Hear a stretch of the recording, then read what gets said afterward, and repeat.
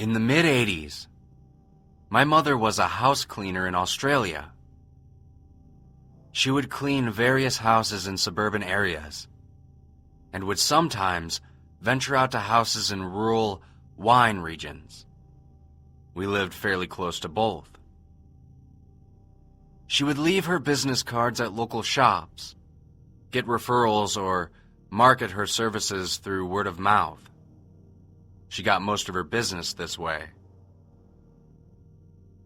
One day, she got a call from a lady who sounded like she was around 60 years old, asking my mother to clean her old farmhouse.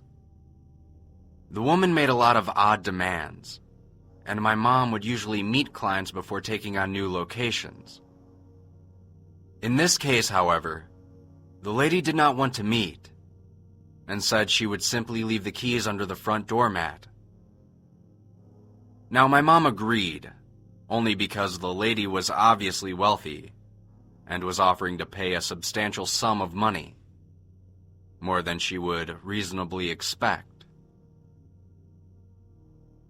So my mom went to the house on a Monday morning, and said she already felt unnerved by the long driveway which led up to the semi-run-down farmhouse. The house was essentially in the middle of a very large and very empty property. She retrieved the keys from under the mat and began cleaning. About an hour into cleaning, she heard the back door slam shut. My mother was told no one else would be in the house, so she immediately felt unsafe. She stood, frozen in the kitchen for what she said felt like 5 minutes, although it could have been much shorter. She checked out of the nearby kitchen window and noticed that there was no other cars on the property. She wanted to leave immediately, but still had 2 rooms left to clean. Both were bedrooms. She said as time passed and hearing nothing else, she decided that perhaps it was just nothing, or maybe a strong gust of wind had slammed the door shut. She walked through the hallway and entered the bedroom. All over the bed were black and white photos. As she got closer, she realized the photos were all taken of her. Some were taken at our own home, and many others were taken at other houses my mother would clean. Some through windows, or over fences, even behind trees. She quickly used the house phone to call the police and immediately rushed to her car and drove to the end of the long driveway to wait for them. The woman who hired my mom ended up being investigated, but continued to claim that she had no idea what had happened. After some time and very little evidence, the police called off their search, and we ended up moving to a new town 4 months later. Every time my mom tells me this story, I get chills down my spine. To this day, my mom thinks that the lady had something to do with it. But either way, that person is still out there. And in the middle of the night, I can sometimes hear noises coming from outside my window.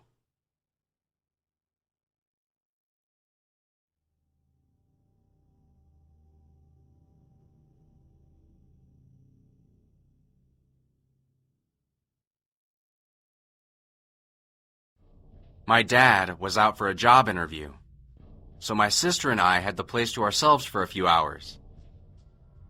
I watched TV downstairs and then went outside for a bit. When I went back in, I left the door unlocked for my dad, since it was getting close to the time he said he'd be home. I headed upstairs and hung out with my sister for a little while. That's when I heard the front door open. Shortly after that, I heard rummaging through our kitchen cabinets. I just assumed that it was just my dad. He was probably grabbing things to start dinner. I also heard some of the downstairs doors open and close, albeit slowly, a few times. I was talking with my sister when the phone rang. To my surprise, it was my dad on the other end. He told me that he was going to be getting home late and that we needed to make our own dinner. It felt like my heart dropped to my feet as he said that. I realized at that very moment that it wasn't my dad who had entered our home. I quietly walked downstairs to see who was in our house. Several of the cabinets had been pulled out, and the front door was wide open. That's when I heard what sounded like breathing coming from the bathroom towards the end of the hallway. My ability to yell was halted as I saw a hand wrap around the bathroom doorframe, and a disheveled face peer around the darkened corner of my bathroom. As soon as the guy saw me, he ran like hell out of the back door.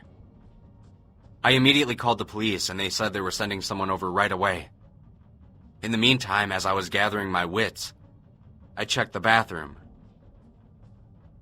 All over the floor were various odds and ends he had retrieved from our cabinets, as well as a box cutter.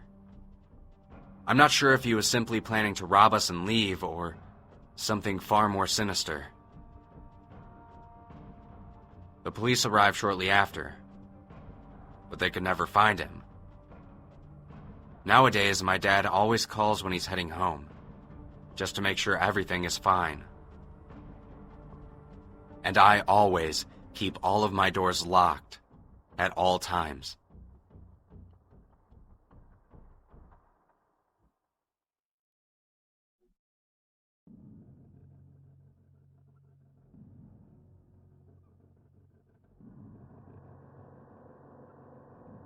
Okay, so this whole thing began maybe 2 months ago. I was at an aunt's party when my sister comes up to me and says that she thinks someone has been coming into her house in the middle of the night. My sister has always been easily scared her whole life, so at first I was somewhat skeptical. I asked her how she knew someone had been in her house, whether she had actually seen anyone, was just hearing things, etc. She told me she hadn't seen anyone, but she said she knew for a fact someone was in her house. She then went on to explain that she has a skybox downstairs that streams her living room television to her bedroom TV. The first time it happened, she said she heard the TV turn on downstairs. So she turned on her own TV and saw that someone was actively flicking through the channels. I didn't really buy what she was saying, but she did seem genuinely shaken up about it. She claimed it had been going on for a few months, on and off. To put her mind at ease, I told her that I would stay at her place for a few nights and wait to see if whoever it was shows up. I took my younger brother along just to be safe. We're both in our 20s, by the way. In all, we stayed at her place for 4 nights. In those 4 nights, nothing unusual happened. My brother and I were convinced she was either making the whole thing up or was going crazy. We decided we had stayed long enough and told her that we had to go home. She was extremely upset about this. I reassured her and told her to call the police the next time it happened. She said she had called the police multiple times before about the guy, and every time they turned up to find no one in the house. So I said she could always call me at any time, and we left. 2 days later, she called me at 11:30 p.m. and claimed he was downstairs in her house, right now. I asked her how she knew, and she said she could hear him walking around the house. She was whispering and crying.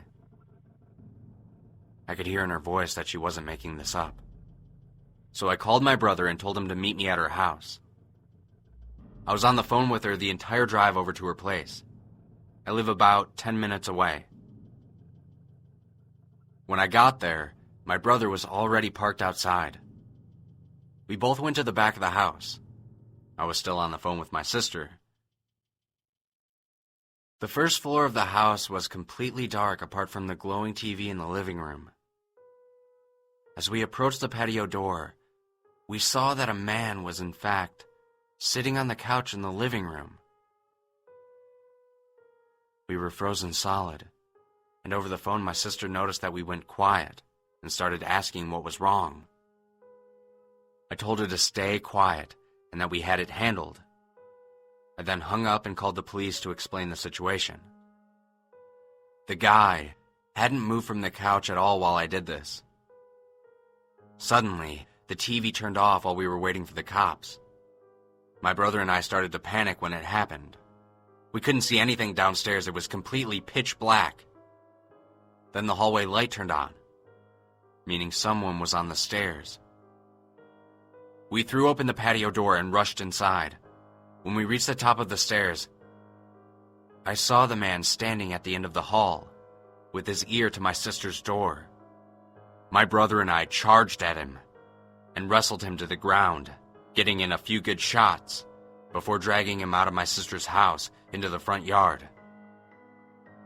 Just as all this was happening, the police had just arrived. This man could have killed my sister at any time he wanted to.